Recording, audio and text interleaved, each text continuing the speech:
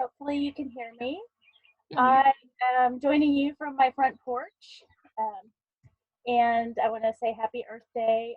I personally always love celebrating Earth Day by doing something outside. And I wanted to do this time capsule program. Before we had to close the library, we had one planned as sort of a community event. But now I've kind of thought about how to do this at home. So hopefully you can follow along at home. I also wanted to talk a little bit about the history of Earth Day. I did some research on it. This year is the 50th Earth Day, so we're celebrating the 50th anniversary of the first Earth Day, which was in 1970. And that's kind of coincidental because we're also celebrating this month the 50th anniversary of McCracken County Public Library building at 555 Washington Street. Even though we can't be there today, we it's a big 50-year anniversary for us and for Earth Day. So the first Earth Day in 1970 was started as a teach-in at college campuses, and it was organized across the United States by a senator from Wisconsin, Gaylord Nelson, organized the first Earth Day, and he had college students across the country participate, and 20 million people actually participated in the first Earth Day. And I want to encourage you to go to earthday.org. They have a website where you can read all about the history, and there's also lots of community events happening today and throughout the rest of the week. So go to earthday.org if you want to learn more about Earth Day. And I also wanted to pre-record some stuff about making a time capsule. I was a little nervous about showing some of my visual aids. I wrote some stuff out and had some posters to show. So I did a short pre-recording of this that we're going to get into in a minute. But Earth Day in 1970 was a pretty big deal, and it sort of considered the birth of the environmental movement. And later in 1970, they passed the Environmental Protection Act. You can find out more about that at earthday.org as well. And if you want to go to the next slide, Leslie, there are pictures that show evidence of the impact of the Environmental Protection Act. Our cities in the United States were very polluted in the 60s. Smog was a big problem. So after the passing of the Environmental Protection Act and the cleaning up of some of our emissions from businesses and cars and regulations, our cities in the United States got a lot cleaner. The air quality really improved. So that is a big effect from Earth Day and one reason to celebrate. So that you can see in the picture that Leslie's showing New York City, a picture from 1973 and then from 2013. So that's a big difference in the air quality. I know the weather and everything affects those pictures, but then I think there's a picture of Los Angeles as well to show sort of how we cleaned up our cities by enacting the Environmental Protection Act. And that came about from people celebrating Earth Day and talking to Congress about cleaning up the environment. So I'm going to go ahead and go into a recording I did earlier about making a time capsule, and then we can chat about it afterwards. I've got all of my visual aids here, but I pre-recorded a little tutorial, so we can watch that and then discuss and talk about making time capsules at home. Hi, I'm Leah Wentworth, the Youth Services Librarian for McCracken County Public Library in Paducah, Kentucky. Happy Earth Day. I'm here to talk about making time capsules. You can make your own time capsule at home. I had actually wanted to get together and make a community time capsule for the library because the library is celebrating its 50th anniversary in the building at 555 Washington Street. But I'm working remotely right now because we are all trying to stay healthy at home to prevent the spread of COVID-19, and the library has been closed for 4 weeks. Schools have been closed. It's very interesting times. And it's actually a great time to make a time capsule to document this time. We're living through sort of a historic event right now. We've never lived through a pandemic like this where schools have shut down and businesses have had to uh, close, and there have been restrictions on gathering in groups, and we have to practice social distancing. So yeah, documenting that in a time capsule is a great idea. Making a time capsule in 2020 is going to be interesting and fun. You can do this with stuff that you have around the house. The first thing to think about when making a time capsule is to pick your audience. You want to pick your audience. Do you want this to be opened in 10 years? Is your audience yourself in 10 years? Yourself in 20 years? Is your audience family members that might want to open it later? You can put instructions on it to open a certain year. You have to think about where you're going to keep your time capsule and what kind of container you're going to put it into. You can keep it in a closet under your bed. You can bury it in the backyard and put a marker on it. You could write instructions on a rock to dig here and open the time capsule. The containers that you can use will vary depending on how long you want your time capsule to be around. If you're putting it in a closet or under the bed, it could be in a box or in a paper envelope like this. I have a poster about how long trash stays around, which is a good thing to think about for Earth Day and for making a time capsule. So if you use paper, it is not going to last that long. It will only last a matter of months, and if you bury it in the ground or leave it outside. If it's in a closet and protected or on a bookshelf in your house or under the bed somewhere in your house, then you probably could just put it in a paper or cardboard container. But there are plastics that last up to 450 years. The thicker the plastic, the longer it will last. I also just learned that plastic photodegrades. So plastic buried in the ground would actually last longer than plastic that was exposed to sunlight. I actually bought a sturdy waterproof plastic tub to use for our community time capsule that I want to bury at the library and make a little sign marking it with instructions to open in 2070.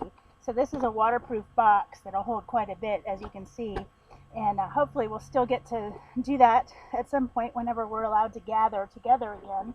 We can make a time capsule at the library, but you can make one at home. I'm going to be making one out of a juice bottle that I saved instead of recycling. This is a pretty thick plastic. They come in different thicknesses. I have a water bottle that's a little thinner. This 2-liter soda bottle would be good, except that the opening is really small, so you'd really have to roll stuff up tightly to get it in there. You would only be able to put papers in there and things that are smaller than that opening. And this juice bottle is a little bigger.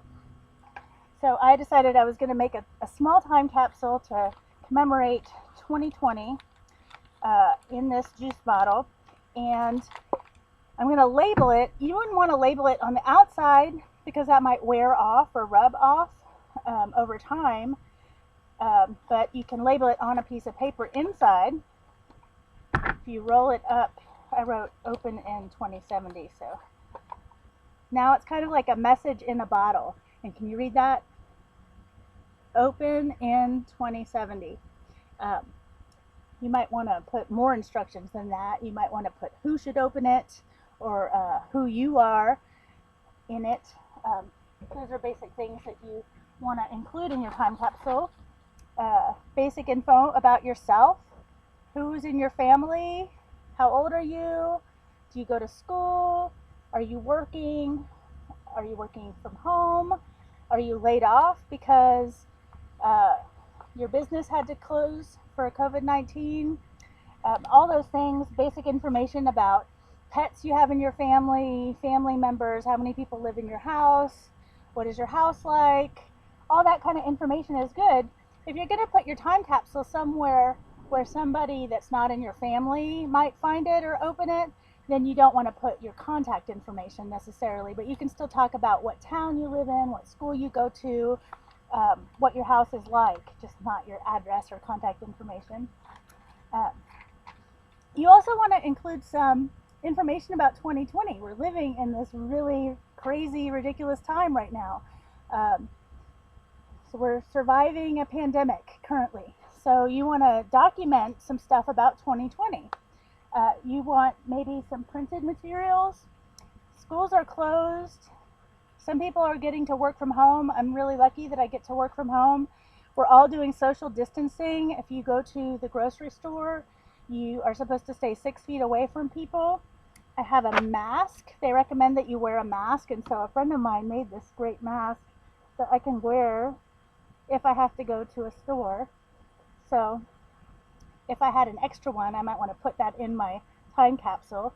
Some people are making masks to give away and to donate to people that need them. So that's something that could go in there. We're all trying to stay healthy at home.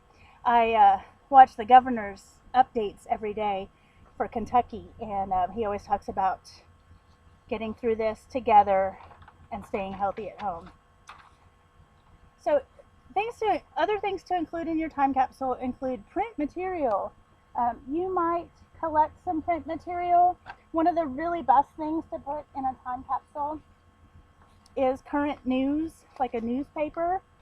I've looked at a couple magazines and they aren't quite as current. The newspaper is usually the most current local news, and it talks about postal workers, reconnecting people to the outside world. This is the Sunday paper that I got. I don't get the paper every day, but I'm going to include this in my time capsule. Maybe not the whole thing because it won't fit in a juice bottle, but I'm going to pick some articles from the front page to put in there. I have a farmer's almanac. That might be cool to put into the time capsule. Even the ads that are in it with prices on them might be interesting to people, and it's got information about 2020. Of course, they printed this last year, so they didn't know that we would be social distancing in 2020 for preventing the spread of COVID-19, but I've been gardening a lot since I've been home more, so I've been referring to this Farmer's Almanac a lot in terms of forecasts and when to plant things and how to plant things, and it's got really cool information in it, so that might be something that you could include. Even junk mail. I got some coupons in the mail, or like a ad for Walgreens, and this could be interesting. You know, prices are going to change, and the things that they have for sale at the store might change even. So in the future, people might look at this and think, oh my gosh, remember when laundry detergent was only $1.88?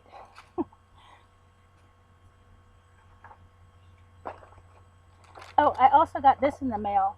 It says it's a DoorDash ad, and I thought about putting that in there of staying at home and living out here in the country. I never really thought that DoorDash would come all the way out here, but it does. So I've learned some things, and things have certainly changed in just the last month since we've been trying to stay healthy at home. And so you want to document that. If you don't have access to printed material, I don't have a printer, so I had to go get a newspaper. You can write about it.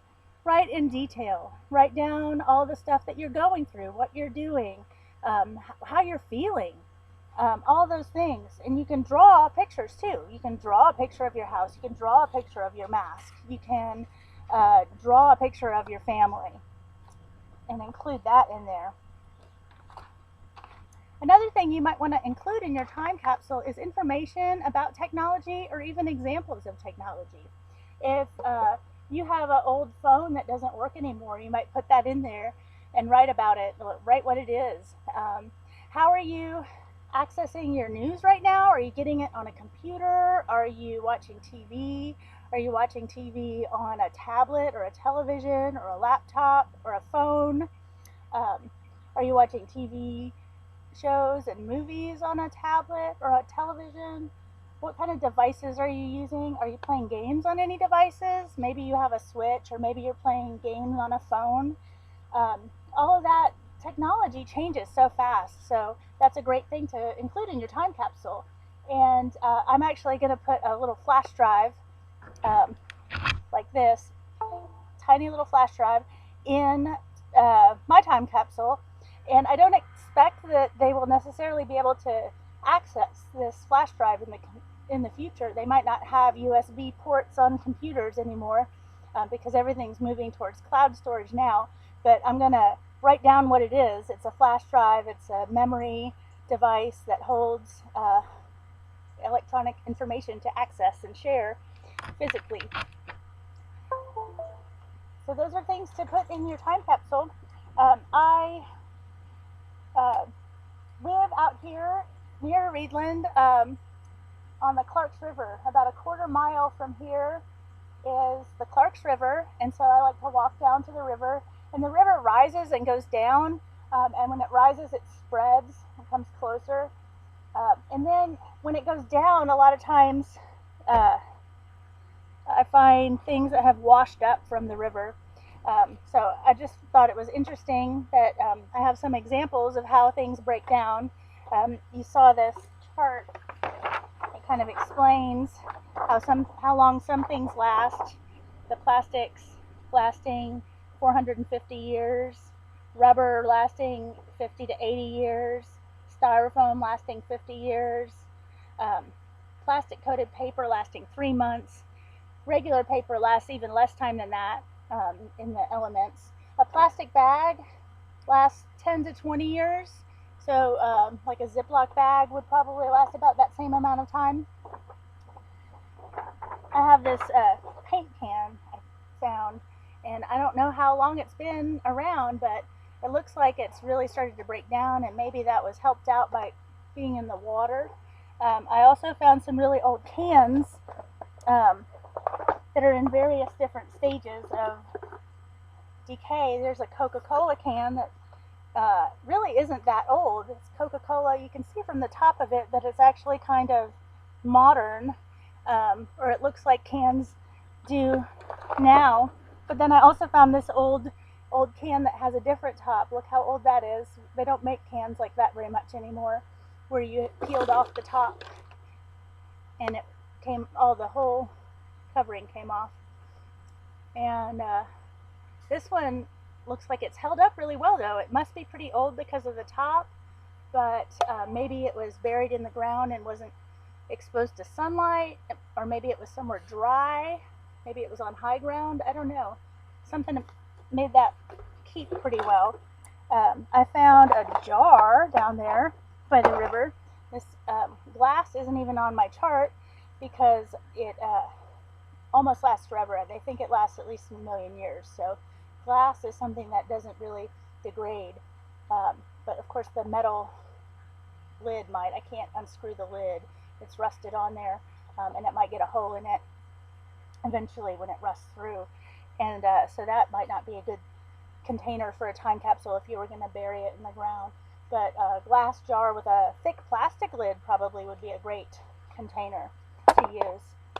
So I'm going to wrap up this video now. Thank you so much for joining me on Earth Day. Happy Earth Day, everybody. Please go make your own time capsules and let me know about it.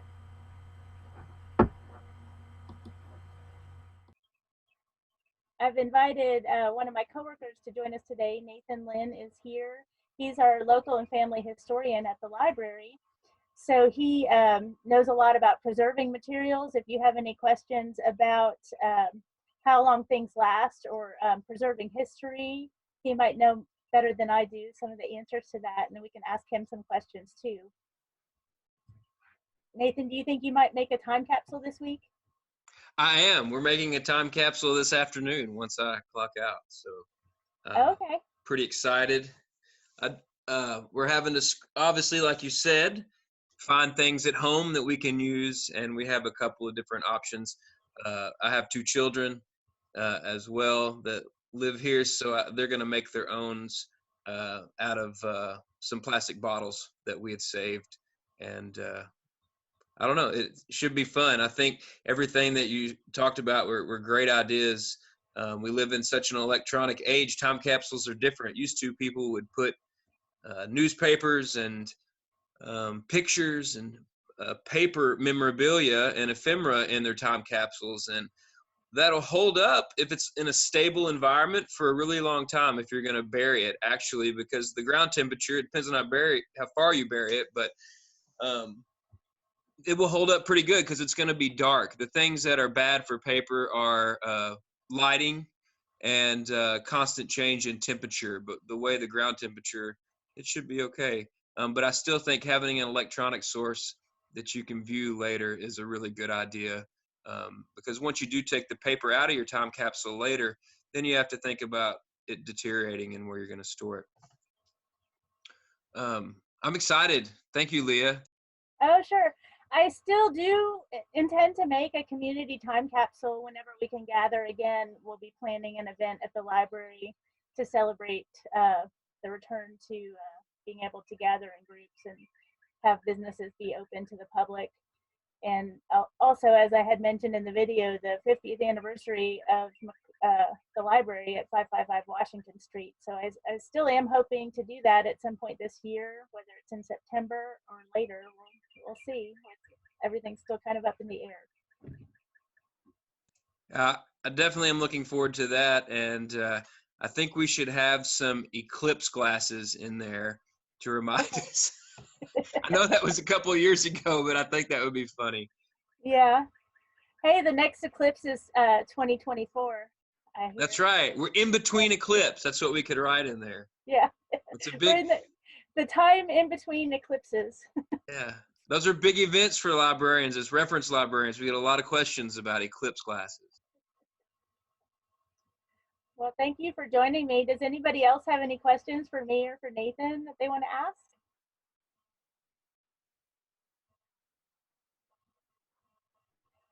I think Earth Day is a great opportunity to think about preserving history and recycling objects that you have around the house. And it's also just a great time to make a time capsule right now to document this time that things are changing so quickly and everything is sort of up in the air and sort of tentative at the moment in terms of when and if schools can open. I guess we're not going to have school for the rest of the year now. They've officially announced that. Hopefully we can start as normal in the fall, but there might be a new normal. We don't really know. Yeah, I'm definitely going to have our children write a letter to themselves about what it was like not having their friends at school, because it's really the social aspect that they still have a lot of work they're doing, but the social aspect is totally different. So they're going to have to write letters. I don't know if they know they're going to have to do that yet, but let's hope they're excited about that. Amanda says she has a pair of eclipse glasses somebody can have. You should put those in your own time capsule, Amanda. All right. It's at least it's not raining. It's a beautiful Earth Day so far. So It is. It's nice and warm outside. Have you planted trees? You were gonna plant trees today. I'm not. I have not yet, but we are going to. We're transplanting some purple plum trees that were on my in-laws' property down the street, and we can access them easy without being close to anyone. They're in a wooded area, so we're lucky that we can transplant some trees. I know that that's probably hard on a lot of people. If you want to plant things, it's been a tough season for planting, but hopefully you can find some things to transplant if you have them around, or if you want to start things from seed, it's a great time. If you're reading the Farmer's Almanac, I think, Leah, you said maybe the next 2 or 3 days is when the best planting. We started in the last moon cycle here, so we're a little ahead of schedule. We were prepared this year, actually, but I think, is it the next 2 days? Yeah, starting tomorrow and for 2 weeks is a great planting time period. And I had also started a bunch of seeds several weeks ago in the last cycle. So I've got some little tiny tomato seedlings to plant, and also had bought some at Phelps Farm Store 2 weeks ago, and I need to get those in the ground. So I'm hoping to do that this afternoon to transplant those bigger tomato plants. another great Earth Day event or Earth Day activity. Thank you for joining us, everybody. I hope you can go out and make a time capsule and plant something today if you can. Plant that time capsule in the ground for the future. Yeah, like the seed. Thank you, everybody. Thanks a lot, y'all. Have a blessed day.